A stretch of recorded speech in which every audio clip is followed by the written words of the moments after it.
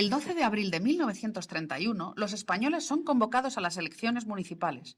Hasta ese momento han padecido 7 años de dictadura militar en connivencia con Alfonso XIII, una constitución obsoleta con más de 50 años de antigüedad, sustentada en el poder caciquil, la intromisión de la Iglesia en los asuntos de Estado, el auge de los partidos republicanos y nacionalistas y de las organizaciones obreras, la corrupción de la Casa Real y la incapacidad del monarca... Un momento. Una dictadura, una constitución obsoleta, casos de corrupción en la corona, presión de los partidos nacionalistas, injerencia de la Iglesia Católica y conflictividad social. ¿Seguro que estás hablando de la Segunda República? Bueno, visto así, el caso.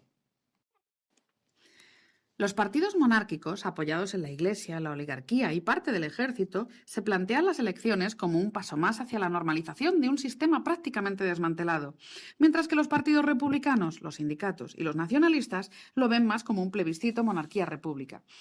A pesar de que los resultados globales dan la victoria a los partidos monárquicos, la realidad es que en las capitales de provincia, donde el sistema de represión caciquil no funciona, los partidos republicanos ganan de manera aplastante.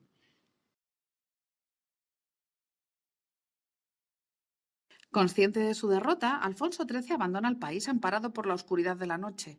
Deja tras de sí una larga colección de hijos bastardos, películas pornográficas, que era una de sus grandes pasiones, y múltiples casos de corrupción. Al otro lado de la frontera le esperan varias cuentas bancarias repletas de francos suizos que le permitirán abrazar la buena vida en hoteles de lujo de toda Europa durante el resto de sus días.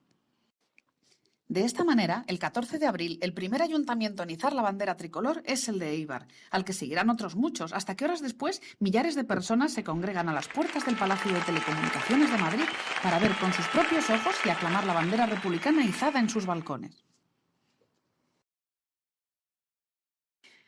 Afortunadamente, los republicanos llevan más de un año preparando su acceso al poder.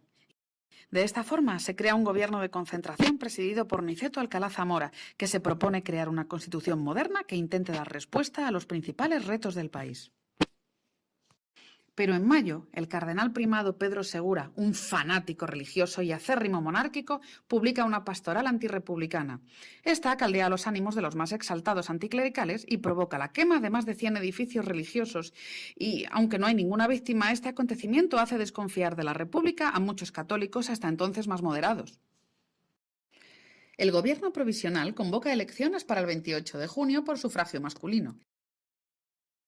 Gana de manera aplastante la conjunción republicano-socialista, una amalgama de partidos republicanos que van desde el PSOE Largo Caballero hasta la derecha liberal republicana de Niceto Alcalá Zamora. Este último, político de la vieja escuela, de ideas conservadoras, declaradas convicciones religiosas y poco partidario de cambios radicales, es nombrado presidente de la República por los diputados recién elegidos.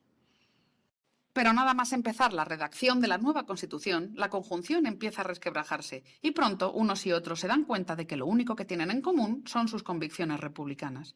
Ya desde el capítulo primero, las discusiones se perpetúan y solo el mero hecho de intentar definir a España como una república de trabajadores enfrenta a los socialistas con el resto de la Cámara, hasta que el presidente incluye de toda clase. Trabajadores a secas se parecía mucho a proletariado.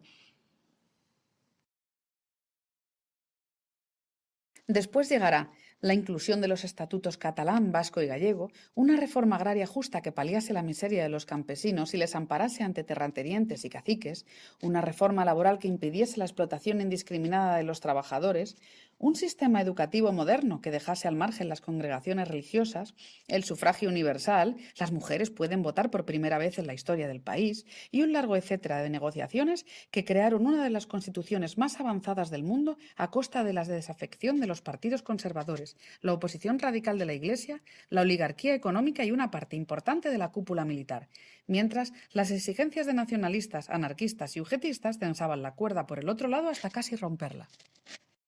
Demasiados cambios para un pueblo analfabeto acostumbrado a recibir órdenes desde los púlpitos. A pesar de todo, y una vez promulgada la Constitución y con Alcalá Zamora como presidente de la República, se forma un nuevo gobierno encabezado por Manuel Azaña y formado por socialistas y republicanos moderados que crea multitud de escuelas públicas, forma maestros, expropia fincas a los terratenientes y se las da a los campesinos, pone en práctica una reforma laboral más justa con vacaciones pagadas y seguro de enfermedad y crea la ley del divorcio. Pero la crisis económica arrecia. No olvidemos que la crisis del 29 está en pleno apogeo. Los poderes económicos, lejos de resignarse, empiezan a mover sus resortes. El ruido de sables empieza a ser ensordecedor, dando lugar al primer intento de golpe de Estado a manos del general Sanjurjo. Desde los púlpitos se empieza a dar discursos incendiarios y desde los confesionarios los curas adoctrinan a las nuevas votantes al tiempo que los terratenientes amenazan a los campesinos. La conflictividad social crece de manera exponencial, llegando a su cénit en Casas Viejas, donde el gobierno aplasta una revuelta anarquista provocando decenas de muertos. La crisis de gobierno se hace inevitable hasta el punto de que Alcalá Zamora convoca nuevas elecciones y acaba con el que será recordado como el bienio progresista. Esta vez es la derecha la que acude a las urnas unida, pues por la izquierda los socialistas empiezan a ver que su participación en un gobierno de corte liberal les ha alejado de sus bases. Gana las elecciones la CEDA de Gil Robles, un partido católico que roza la extrema derecha y que no cree en la República, pero será el Partido Radical de Lerroux, una formación de centro-derecha, la que accederá al gobierno. Alcalá Zamora, una vez más, intenta mediar para evitar que una formación de extrema derecha acceda al poder y haga saltar todo por las alas. Durante los siguientes 2 años, el nuevo gobierno se dedicará a paralizar todas las reformas sociales y a estrechar lazos con la Iglesia Católica. La CNT y la UGT inundan las calles reivindicando más justicia social hasta que la situación se hace insostenible y el presidente se ve obligado a ceder a las presiones y permitir el acceso al gobierno a Gil Robles, dando lugar a la paradoja de que el gobierno de la República está en manos de antirrepublicanos. Entonces estalla la Revolución de Octubre en varios puntos del país, pero será en Asturias donde el éxito inicial dará paso a una brutal represión que será encabezada por un tal general Franco, que prueba la sangre roja por primera vez. La Revolución de Octubre acabará con más de 1000 muertos, 30.000 detenidos y la suspensión del Estatuto catalán. Pero no será la conflictividad social la que acabe con este gobierno, sino las disensiones entre los 2 partidos de gobierno y los casos de corrupción en las filas del partido de Lerroux. Al final, Alcalá Zamora vuelve a convocar elecciones y los españoles, esta vez más radicalizados que nunca, vuelven a las urnas. Se convocan elecciones para el 16 de febrero de 1936. Por la izquierda se crea el Frente Popular, una alianza de republicanos de izquierdas encabezada por Manuel Azaña. El PSOE, el PCE, Esquerra Republicana, el POUM y el apoyo de las organizaciones obreras. Incluso la CNT, antisistema por naturaleza, acaba pidiendo el voto para esta coalición. Por el otro lado, el Frente Nacional, encabezado por la CEDA de Gil Robles y una amalgama de partidos antirrepublicanos sin un programa de gobierno definido y con eslóganes tales como «Contra la revolución y sus cómplices» o «Por Dios y por España». El Frente Popular gana las elecciones, el Partido Radical de Lerroux se desploma y la derecha, más radicalizada que nunca, no acepta la derrota. La nueva mayoría parlamentaria destituye a Alcalá Zamora, colocando a Azaña en su lugar y reactiva las políticas sociales del bienio progresista.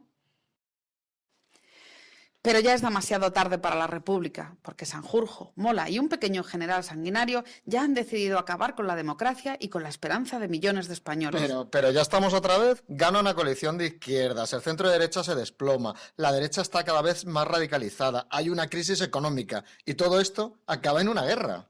Bueno, sí, pero al menos ahora no está ninguno de estos 3. Ya, pero ¿qué hay de Le Pen, Salvini o Abascal?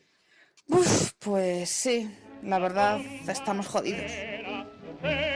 Al viento, horror al sediento, y arruge el cañón, y amarga el cañudo la audacia. Si estás con estos y no con estos, dale a like.